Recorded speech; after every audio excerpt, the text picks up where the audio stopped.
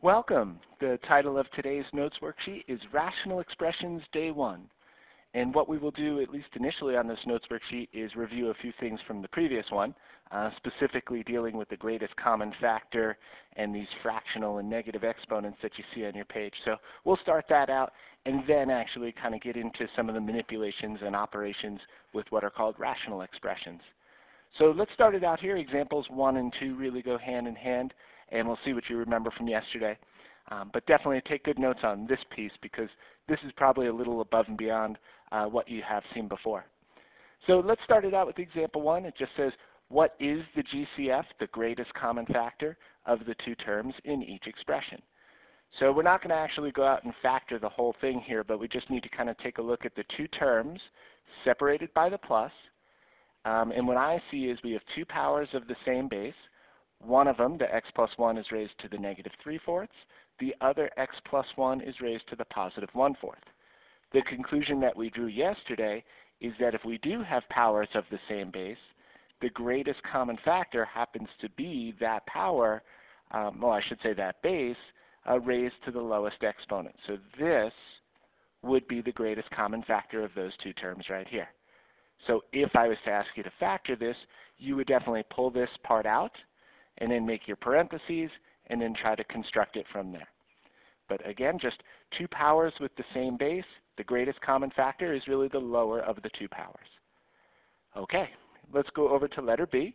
It would be great for you to try this one on your own, but basically what I would ask us to do is just find the greatest common factor of 2x to the negative 1/2 and 4x to the positive 1/2. And so just start out nice and easy. Greatest common factor of 2 and 4 is definitely going to be 2. And then the greatest common factor of x to the negative 1/2 and x to the positive 1/2. Again, don't overthink. That's the beauty of it. It is just x to the negative 1/2 there.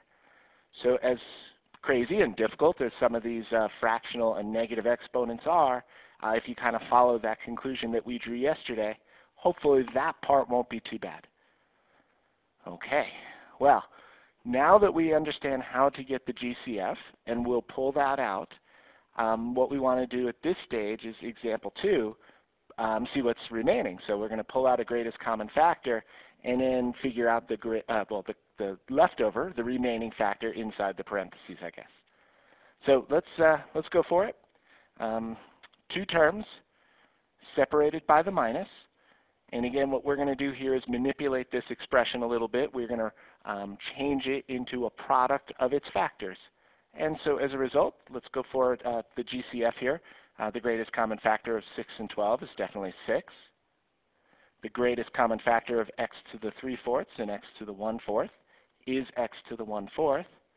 And so that's what I'm going to pull out.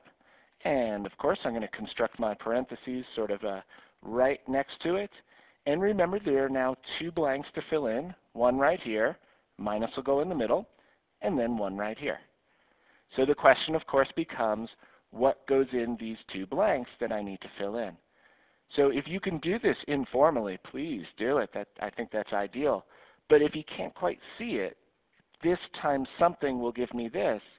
The other conclusion that we drew yesterday is the original term divided by what we pulled off should be what's remaining inside the parentheses there. And so I would do this myself. If I couldn't kind of figure out what's going on, I would just take the original, divide by what we pulled out there, and just do the division. And this is something we can handle. 6 divided by 6 is just 1. Those cancel. X to the 3/4 divided by x to the 1/4 is x to the 2/4. So subtract the exponents there, or of course, x to the 1/2. So x to the 1/2 is what goes right in there. I put my minus in place, everybody, and I hope you do as well. And then we repeat the process. If I need to know what goes in that second blank, well, very simply, I just take the original and divide by that greatest common factor, just like we saw. And just 12 divided by 6 is going to be 2. And anything divided by itself really is just 1. It cancels out. I think I was a little more formal with it yesterday. No need, I believe, to be formal about it here. And then as a matter of fact, the 2 goes in place, and I think we have our winner. And I would ask you, if I asked you to distribute that out there, Would you get the original? Absolutely. Okay, so a variety of things at this level and beyond that kind of require that manipulation, being able to factor algebraic expressions. And as you can see, they get a little more complicated than what you probably have seen in previous courses. All right, be great if you could try to pull off B and C on your own by pausing the video and then coming back and seeing if you pulled it off. So give it a go and then come on back. All right, well, let's see. So I did this one where it's pretty straightforward in that I had 2 powers of x, base x plus 3, and I pulled out x plus 3 to the 1/2 there. So that was my first order of business. And then I'm going to just do some work off to the side again. If I'm not sure, and again, maybe you are, but if I'm not sure, I just take the original, divide by what we pulled out with the greatest common factor, and anything divided by itself is 1. And I hope everyone realized that had to be 1 right there. And this one's going to be quite kind of interesting. Always careful with minus. We'll talk about that over the next couple days as well. Always careful with minus when we're combining expressions together. And I'll see that unfold in just a second. But let's see, I've got this piece right here. So x plus 3 to the 3/2 over x plus 3 to the 1/2. Okay? Now remember how you do this operation. When you divide powers with the same base, you keep the base. So just let's be clear on that. You keep the base and you subtract the exponents. 3 over 2 minus 1 over 2 is 2 over 2. And so this is really x plus 3 to the first, which is really x plus 3. I hope everyone's okay with me sort of saying that. Did that yesterday. So inside the parentheses, we would have x plus 3 to the first again, or just x plus 3. Now here's where you would have to be pretty careful. So I'm going to go ahead and try to simplify this out. I get x plus 3 to the 1/2, and in here, remember guys, this minus goes into both of these terms. So I'm going to go ahead and do this right up here with my arrows. And so I see this as 1 minus x minus 3. I saw a minus x, I'll put that out in front. And remember, it is 1 minus 3. So in reality, that is the factor that's left over there after that x plus 3 to the 1/2. So interesting. X plus 3 to the 1/2, and then negative x minus 2 is your leftover factor in simplified version. And you would want to try to get to that stage if you can. So whatever's left over, combine like terms and all that stuff. Okay, same thing on letter C. Let's go for it. So I'm going to go ahead and simplify 2 terms separated by the plus. Let's pull out a greatest common factor here.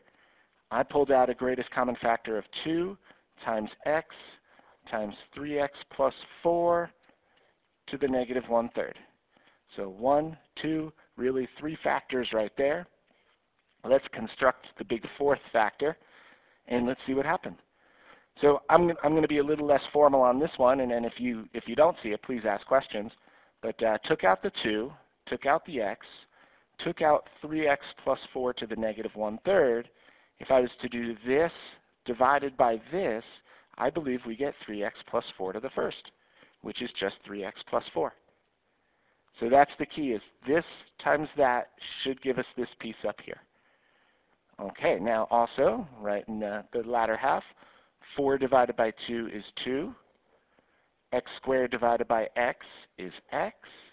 And this totally has been taken out. And so that is what I'm left with when I go ahead and do that correctly. So I have this times this times this times this whole thing right here, which can be simplified. And that's exactly what I'm going to do. So I'm going to do this in 2 stages. If you can get to this stage, that's great. Again, that's pretty good success. Definitely practice these problems. It really helps. These are some of the harder ones that I've seen over the years.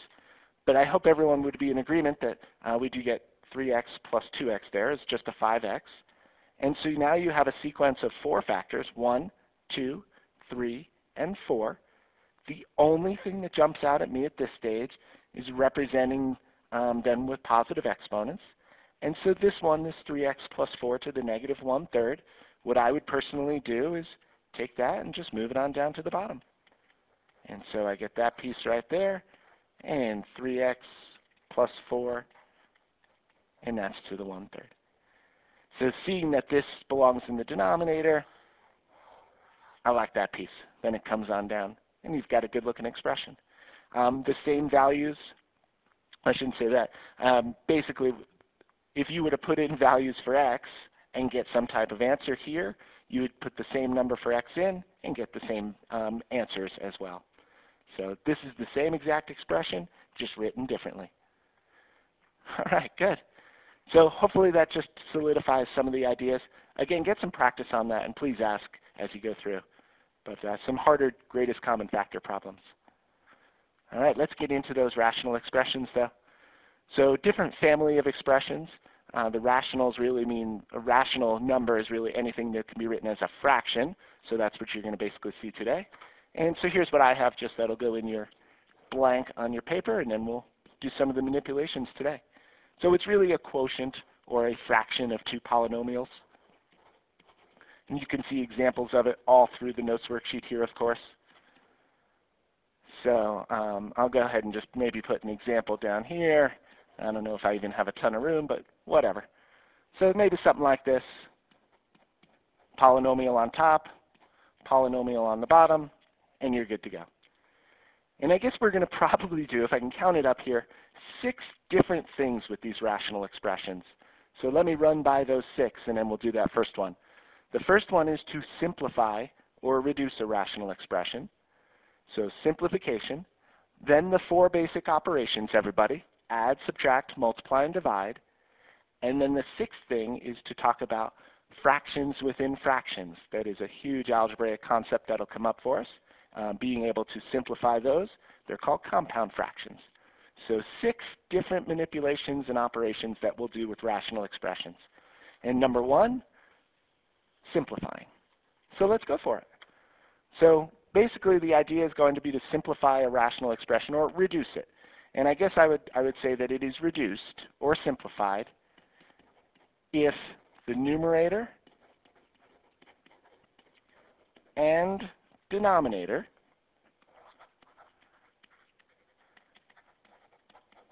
have no common factors.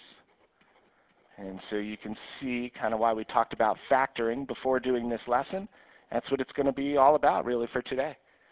Is can you factor? If you can factor expressions pretty well, if you know those techniques and patterns that we saw in the previous lesson, then you're going to do just fine with this. This is just a natural extension. So reduced if the numerator and denominator have no common factors. Now the question, of course, becomes, what does it mean to have a common factor? And that's what I have a little investigation here for. And we'll do this very quick, very concretely, and then we'll roll some good abstract rational expression problems to do. So let's go for it. It just says the investigation. When can you cancel terms in the numerator and denominator? It's huge. It's one of the biggest sort of things, the algebraic skills that I see sort of get, how shall I say it nicely, butchered, basically. People doing it incorrectly. So let's just be very clear on when you can and when you cannot. So if I asked you to reduce 6 over 9, of course, you would all sort of reduce it by saying, hey, 6 over 9 is 2/3. We all know that to be the case. And the reason is, of course, is that 3 is a common factor to both 6 and 9. And as a common factor, it can cancel out. And notice what it is separated by when I talk about factor. A factor is really multiplication. And so see that piece right there. I have a 2 times 3 on top and a 3 times 3 on the bottom. The 3's as a common factor can go. All right, hope everyone's cool with that. And so when can you? Absolutely. Now the question would become, can I do the same thing if the 3's aren't separated by multiplication, but they're separated by either addition or subtraction? In this case, I put addition. And I would ask you, is the left side equal to the right side? If I asked you to evaluate this, is it the same as 2/3? And as you can see, of course it's not. I would get 5 on top, I'd get 6 on the bottom. That is not 2/3. So can I just go ahead and slash the 3's if they're separated by addition? Absolutely not. And so that is the key. But you would be surprised how often I've seen students take the bait when it becomes more abstract and they see something on top and bottom, boom, they try to do that. But as you can see, it's not numerically legitimate. So bottom line here is if it's separated by multiplication, yes, that's a common factor and it can go. If it is separated by addition or subtraction, no, it can't go. As I said, to me, it's one of the bigger skills that we work with at this level that students have issues with. So let's try to perfect it if we can. All right, the conclusion, guys. Let's get that in and go. So you can only cancel a term out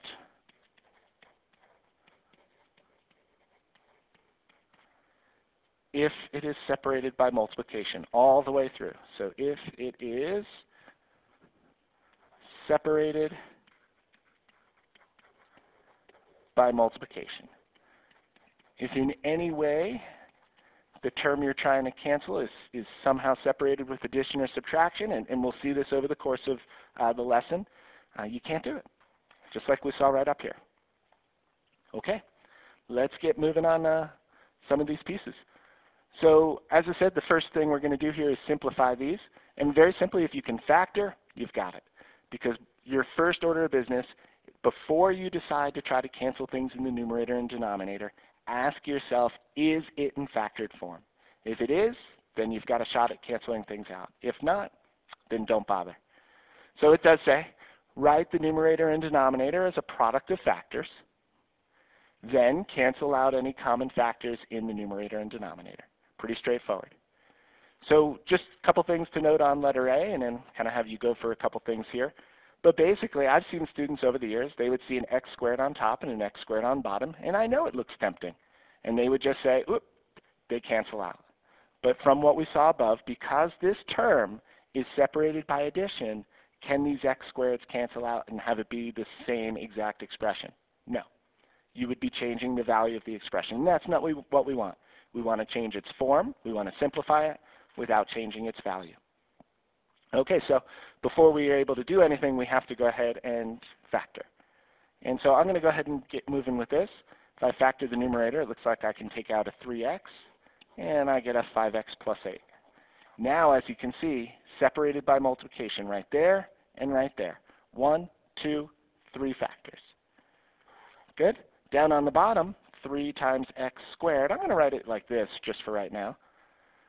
Sometimes that's helpful, because obviously the x squared is 2 factors of x, so something like that would do. And then, again, I would ask you, when can you cancel? Here's when we can cancel. Those 3's are only separated by multiplication. These x's, only separated by multiplication, so they are factors, and then they can go. And then I should get this, 5x plus 8 over x. Beautiful. I guess I would ask you, even though I kind of wrote the answer up, can the x's cancel out? No, no. Again, this 5x it's one factor unto itself. It's all attached. You can't just take part of the factor out. Beautiful. All righty, hard one right here. I'll walk you through some of the factoring, and maybe you can work a little ahead of me if you get a chance. I guess I'd ask you right up front, everyone, can the 4x to the 4ths cancel? No, no, absolutely not. It does look tempting, I know, but because, as you can see, they're separated by addition, it simply doesn't work. So don't do that.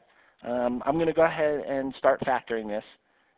It looks like on the top, and I know that's a pretty heavy one, but it looks like it does have a greatest common factor of 2x squared. So I'm going to pull that on out, and if I get the 2x squared coming out, it looks like I get this remaining. Okay.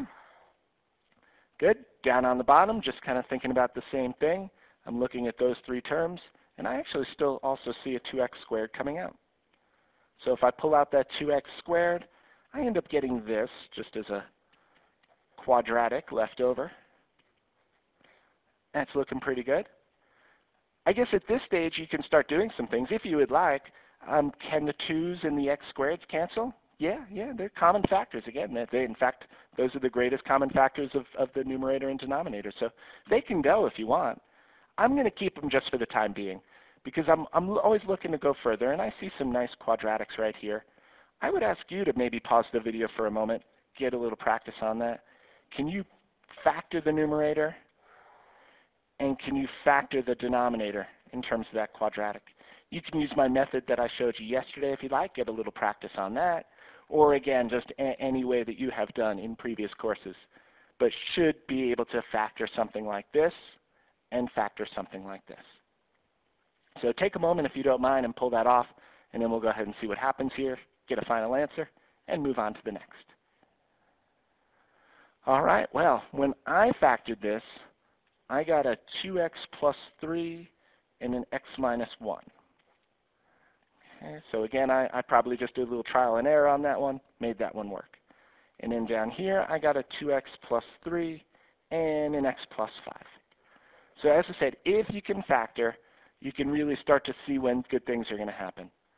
So factors of 2's going to cancel.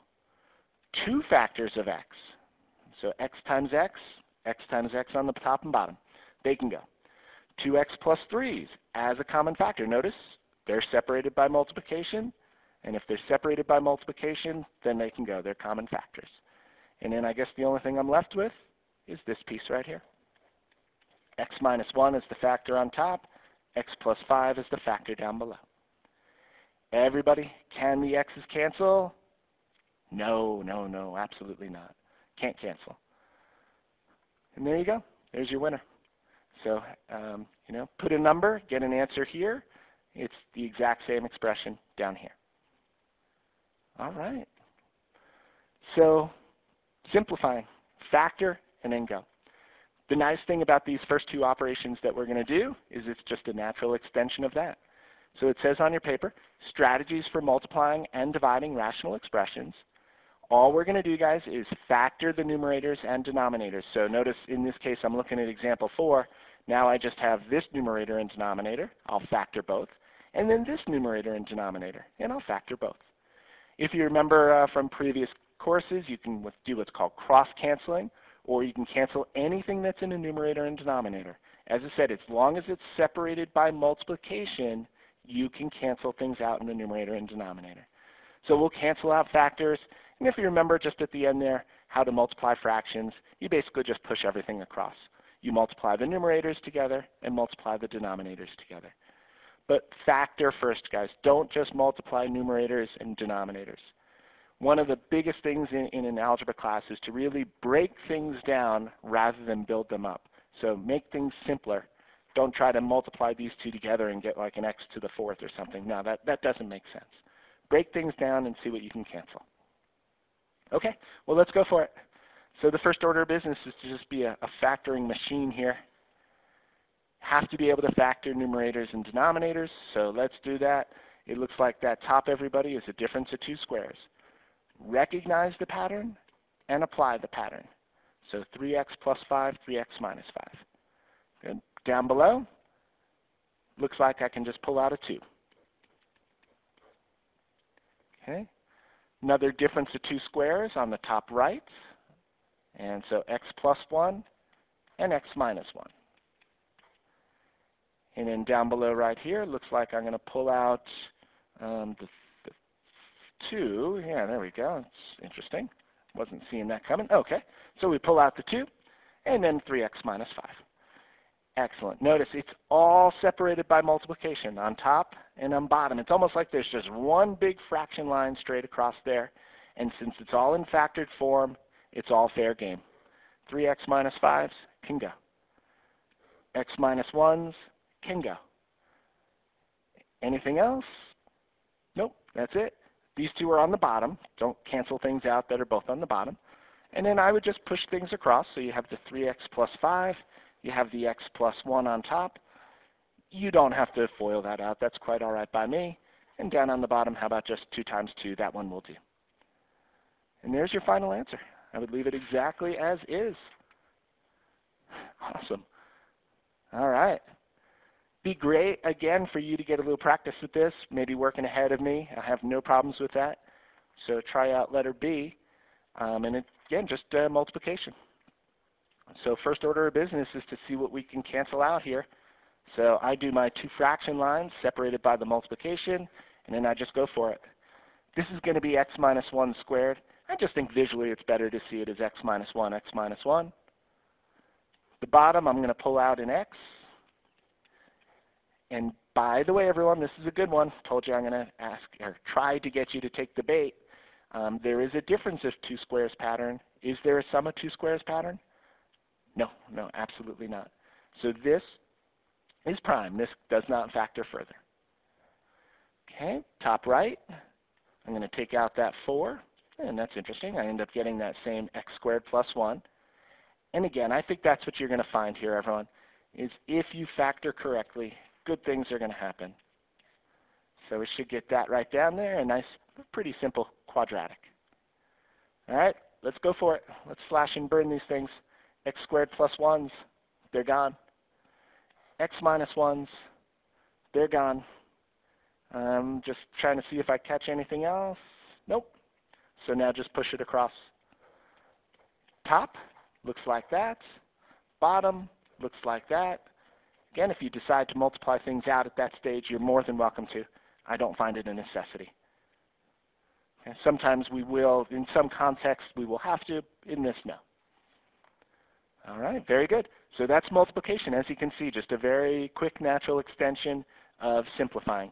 You're still factoring, and you're just taking it one step further. All right, good. Let's go get some division. All right, so dividing fractions, and that's what it says right here, just a very quick do you remember. So what must you remember to do first when you divide rational expressions? So when I have the example 5a right here, dividing by this fraction is actually equivalent to another phrase, I guess. And if you remember, dividing by a fraction is really the same as multiplying by its reciprocal. And that's the context that we're going to work under. So here's what I'm going to just say. Really, it's a quick two-stepper, and then you do the same thing as we did above. Change to multiplication. So multiplication and division do go hand in hand. But when I change it to multiplication, we have to also flip just the second one. Let me be very clear on that. The second rational expression.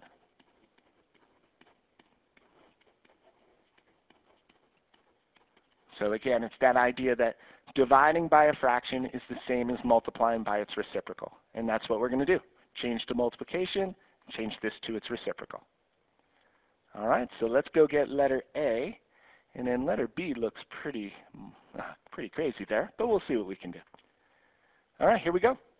So I'm going to do this first. I'm a very visual person. It just helps me to kind of see these steps in action. So change to multiplication and flip. I would do that first right away. I know it's a hassle to have to kind of rewrite the problem there, but I think it's worthy so you don't make any just unnecessary mistakes. So now let's go ahead and repeat above. Factor, factor, factor, factor. And then let's see what's common to tops and bottoms. So x plus 3 is just prime. That's not a big deal. Here's a good one right here. X plus 2, x minus 2. That's great. Now the top right, that's a good refresher from the previous lesson, everyone. I would be curious to see if you can pull it off. That looks like a difference of 2 cubes. So it'd be great while I'm talking up here, and maybe I'll pause for a second. Can you go ahead and factor this difference of 2 cubes? Well, let's see if you do remember. I did a small linear, big quadratic. That's this one. X minus 2 goes in here, and you get x squared, if you remember, plus 2x. Remember how that worked from this? Plus 2x, and looks like a plus 4 on the back. Nice. And then here, guys, I'm getting an x plus 4, and how about x minus 3? Ooh, wait a minute. I'm off on that. Let's go back and quickly fix those signs there. X minus 4 and x plus 3. Good catch. All right. So let's see what we have. Now we're in the same position as before. X plus 3s cross cancel. X minus 2s can cross cancel. And I think that's it. Remember, everyone, just be careful. This is prime. So don't try to factor that further and think that you're going to cancel it out with one of these linears.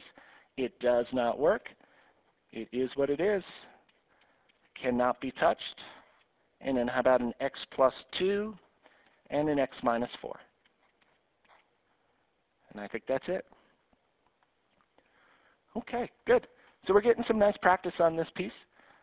Letter B, as you can see, there are just 4 crazy, crazy quadratics here. I don't know, I'm thinking I'm going to rewrite it. That's the first order of business, just to kind of rewrite it. And then maybe I'm just going to go ahead and tell you how I factored each of those and quickly what I got. But it would be great for you to just get maybe a little practice. You don't have to do all 4 necessarily.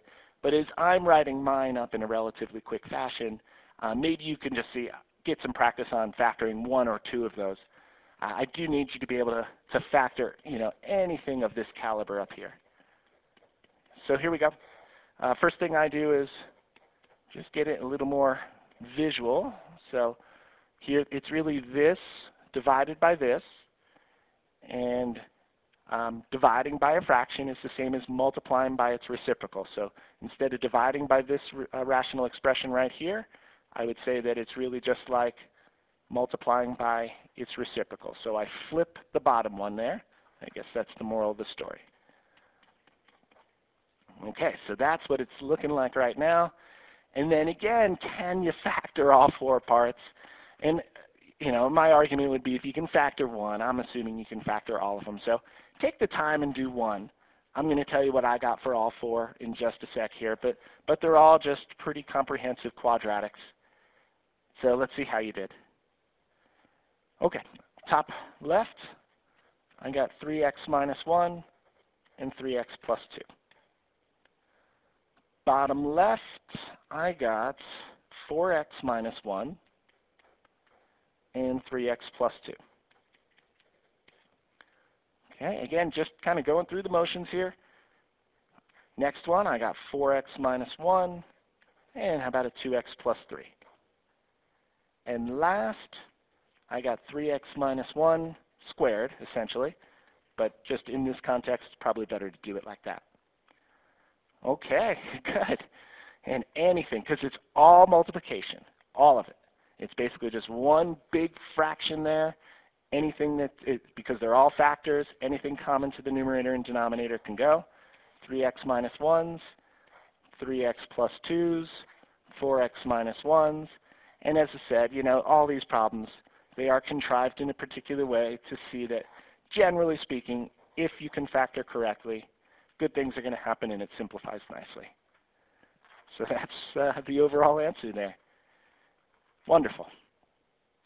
Okay, so you can see just if you can factor, you can really do this stuff nicely. So, when all's said and done here, we've done 3 out of my 6 manipulation/operations on rational expressions. We simplified them, we multiplied them, and we divided them. Obviously, what's coming up next is the addition and subtraction. And so just one thing to note right up here, and then a quick prelude to tomorrow, and then, we'll wrap this on up. It says prelude to tomorrow's lesson. What do we need in order to add or subtract? So we are going to have to change our mindset entirely when we do these operations on the next lesson. And of course, as we remember, in order to add and subtract fractions, or rational expressions in this case, we are going to need a common denominator. And that's it. That's what we'll look at. And so if you remember from, again, previous courses here, the idea is we want to find what will be the least common multiple of our denominators, and sometimes called the LCD, the least common denominator. But what that really represents is, can you go ahead and find the least common multiple? So we're just going to take a few more moments here, if you don't mind. I wrote some strategies down to kind of pull this off, and then we'll do very concrete and then a little more abstract, just to kind of get into the framework that we're going to see tomorrow. So it says on your paper, strategies for finding least common multiples. And it says break down each term into a product of its prime factors. So basically, guys, what we're going to do, as we've been doing pretty much all lesson long, factor. And then it just says work left to right, cross out any repeats from the other lists. Okay, so everybody, we want the least, or the lowest, common multiple. So let's start with 6 and 8. If I asked you for the least common multiple of 6 and 8, you would figure out, you would try to understand which number 6 divides evenly into and 8 divides evenly into. So think about that for just a second. 6 times 1 is 6, 6 times 2 is 12, 6 times 3 is 18, etc., etc. Those are all multiples. 8 times 1 is 8, 8 times 2 is 16, etc., etc. Those will be multiples. So what is the least common multiple of 6 and 8? Well, I'm hoping you would agree that the least common multiple of 6 and 8 would be 24. Everyone okay with that? 6 goes into 24, 8 divides evenly into 24, and that is the lowest number where that occurs. So what I'm going to do is show you where that 24 comes from with this little strategy right up here. So here's the idea. We're going to break 6 down into factors. I don't know if you've ever seen a tree diagram before, but it's helpful. If you don't want to use it, you don't have to. But basically 6, I hope everybody realizes, just 2 times 3, right? I'm going to circle those. Those are what are called our prime factors. So 6 is made up of 2 prime factors, 2 and 3. Now 8 breaks down nicely as well, everyone. So do it with me if you would. 8, of course, is 2 times 4. And 4, of course, is 2 times 2. Everyone okay with that piece? I'm going to go ahead and separate this out just a little, just like that. And the idea here is we want to take all of the factors in both those lists except the 1 or ones that are common to them. So here's the key. It says cross out any repeats from the other lists. And I'll show you why that is with this nice concrete example. So stay focused just for this last part here, and you'll see it work out really nicely on B and C. So here's what I'm thinking. Does everyone see that there's a nice factor of 2 right here? Well, guys, I'm going to take that 2, but because the exact same factor of 2 is in this other list over here, I'm going to cancel it out. I just don't want its repeat. So here is a 2 right here. I take it. But because that exact same 2 is a factor of 8, I don't want it twice. Okay, good. Then, guys, I just work left to right. I take a 3. Okay, good. No 3s over here. Then in this list, I have a 2. Okay, and again, we're now in the second list, so there's no other repeats. And then I take another 2 from that 8. These are both part of the 8, so we take both of them, and that's it. And guys, if I asked you to go ahead and tell me what 2 times 3 times 2 times 2 is, you would all tell me, of course, 24. And that is the least common multiple. Now, one thing to note before we kind of wrap this up on B and C. If I accidentally forgot to take out or to cross out this 2 right here, and I ended up just saying 2, 3, 2, 2, 2, and if I multiply by that extra 2, you wouldn't get 24. You would end up getting 48, right? If I included an extra factor of 2, 24 times 2 is 48. Now, everybody, is 48 a multiple of 6 and 8? Yes. But is it the least common multiple of 6 and 8? No. And so that's the idea. Just if there's a factor that is common to both lists, you take it once, but you cross out the redundancy. Okay, well, let's see it in action here. We're going to get some more practice on this tomorrow, so if you're like, I'm losing steam and I'm struggling with this a little bit, don't worry. This is exactly where we pick up on the next lesson. But you can all do this. You can all factor. That's how that factors, of course. No big deal right there. I'm going to do my little vertical curtain, and guys, this factor is like this right here.